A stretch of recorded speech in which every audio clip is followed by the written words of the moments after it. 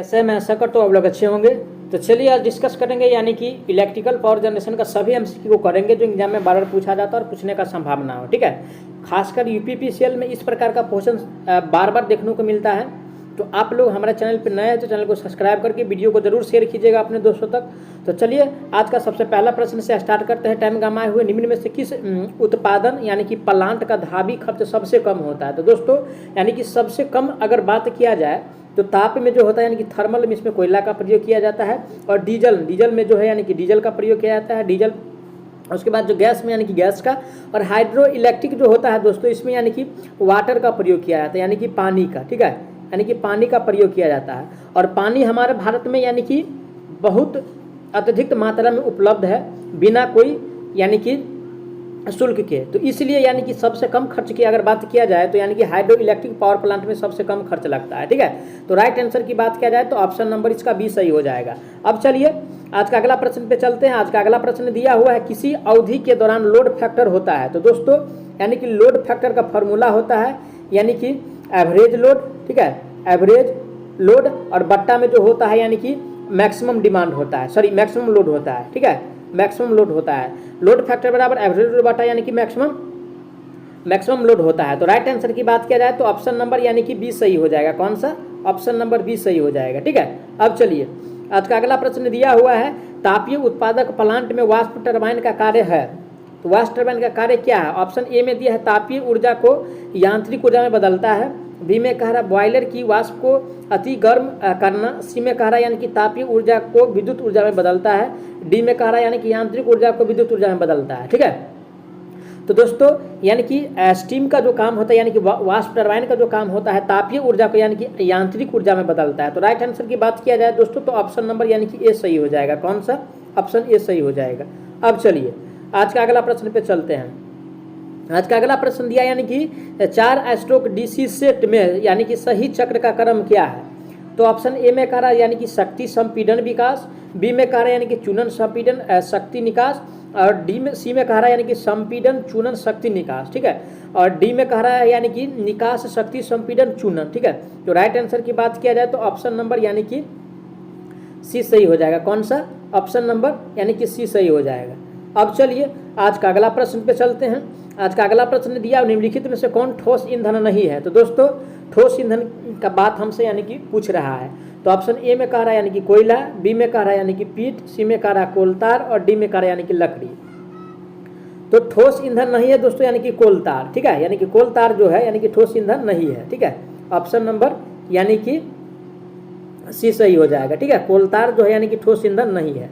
अब चलिए आज का अगला प्रश्न दिया है यानी कि जब टरबाइनों पर वाष्प छोड़ी जाती है तब टरबाइन डॉट डॉट पैदा करता है। तो दोस्तों जब टरबाइन पर वाष्प यानी कि छोड़ी जाती है तो वो जो पैदा करता है वो यांत्रिक ऊर्जा पैदा करता है। कौन सा? यांत्रिक ऊर्जा पैदा करता है। ठीक है, ध्यान दीजिएगा, यांत्रिक यानी कि मैकेनिकल एनर्जी उत्पन्न करता है। तो ऑप्शन में किस में दिया है mechanical energy? Option number B में दिया है। राइट आंसर बी हो जाएगा।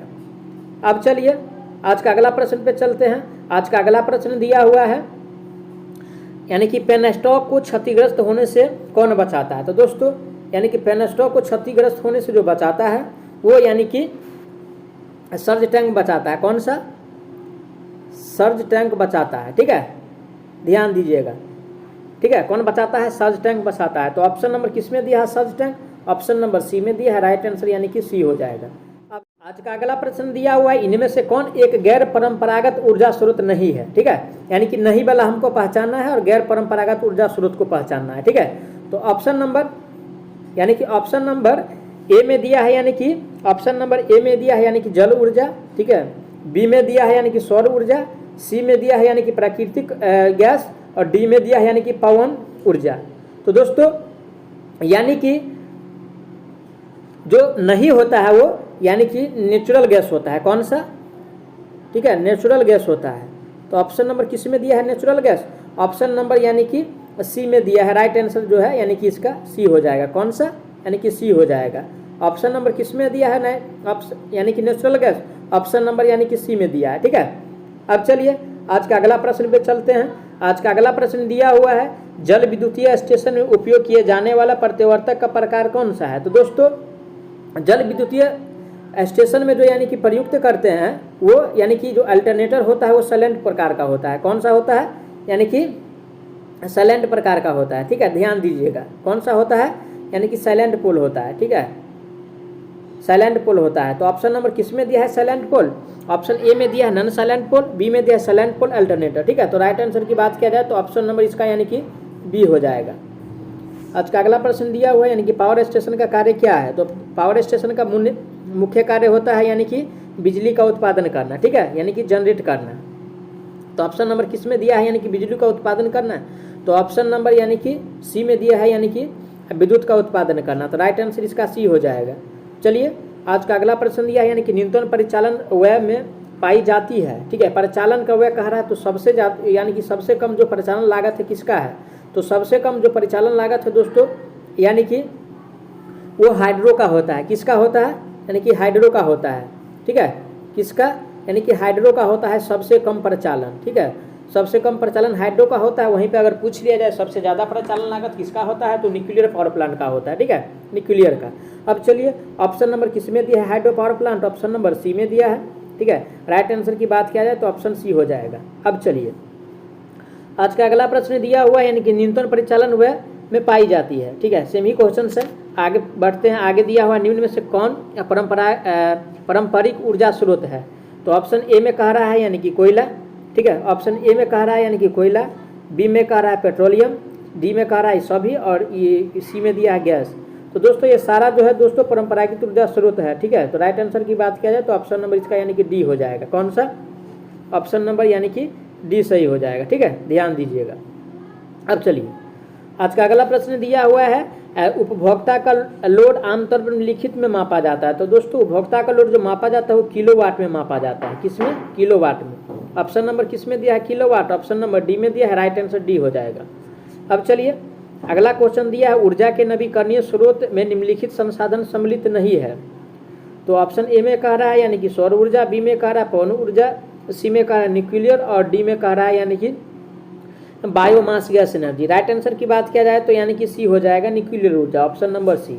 अब चलिए आज का अगला प्रश्न पे चलते हैं। प्रकाश ऊर्जा को विद्युत ऊर्जा में परिवर्तित करने वाली युक्ति क्या कहलाती है? तो प्रकाश ऊर्जा को विद्युत ऊर्जा में बदलता है जो उसे यानी कि फोटो इलेक्ट्रिक डिवाइस कहते हैं। किस में दिया है? किस ऑप्शन में? ऑप्शन नंबर डी में दिया है, राइट आंसर यानी कि डी हो जाएगा। अब चलिए आज का अगला प्रश्न दिया है यानी कि प्रोत्कर्षों के मामले में निम्नलिखित में से कौन सी युक्ति सप्लाई को रोक देती है? तो दोस्तों ऑप्शन ए में कह रहा है यानी कि आर्थिंग, बी में कह रहा है आर्थिंग स्विच, सी में कह रहा है यानी कि श्रेणी रिएक्टर, डी में कह रहा है आइसोलेटर, और डी में कह रहा है परिपथ वियोजक। राइट आंसर की बात किया जाए तो यानी कि सर्किट ब्रेकर जो है यानी कि रोक देता है। ऑप्शन नंबर डी इसका सही हो जाएगा। अब चलिए अगला प्रश्न दिया है, अगला प्रश्न यानी कि फ्लेपर नोजल का प्रयोग डॉटर नियंत्रक में किया जाता है। तो ऑप्शन ए में कह रहा है यानी कि इलेक्ट्रॉनिक में, बी में कह रहा है यानी कि हाइड्रोलिक में, सी में कह रहा है न्यूमेट्रिक में, और डी में कह रहा है यानी कि इलेक्ट्रिकल में। तो दोस्तों इसका प्रयोग जो करते हैं न्यूमेट्रिक में करते हैं। किसमें? न्यूमेट्रिक में। ऑप्शन नंबर सी इसका राइट हो जाएगा। अब चलिए अगला प्रश्न दिया है यानी कि तापक्रम पैमाना बनाने हेतु यानी कि शुरुआत में वाइन को थर्मामीटर द्रव के रूप में प्रयोग किया गया था, ठीक है। पहला प्रयोग जो है पैमाना कौन था? तो दोस्तों जो पहला जो पैमाना था वो फ़ारेनहाइट था। कौन था? यानी कि फ़ारेनहाइट था। ऑप्शन नंबर किस में दिया है? फ़ारेनहाइट। ऑप्शन नंबर डी में दिया है, राइट आंसर डी हो जाएगा। अब चलिए आज का अगला प्रश्न दिया निम्न में से क्या पानी का ट्रिपल बिंदु नहीं है? तो दोस्तों यानी कि 32 डिग्री आर जो होता है ट्रिपल बिंदु नहीं है, जबकि 273 की होता है 32 डिग्री एफ होता है और 292 आर होता है। नहीं पूछा है तो ऑप्शन नंबर यानी कि बी हो जाएगा। कौन सा? ऑप्शन नंबर बी हो जाएगा। मैं आशा करता हूँ आप लोग अच्छा से समझे होंगे। अगर कोई प्रकार का डाउट है तो कमेंट करके ज़रूर बताएं, और साथ ही साथ आप लोग वीडियो को ज़रूर शेयर करते रहें ताकि आगामी दिनों में इससे ज़्यादा सेट आप लोगों तक जल्द से जल्द पहुँच सके। धन्यवाद।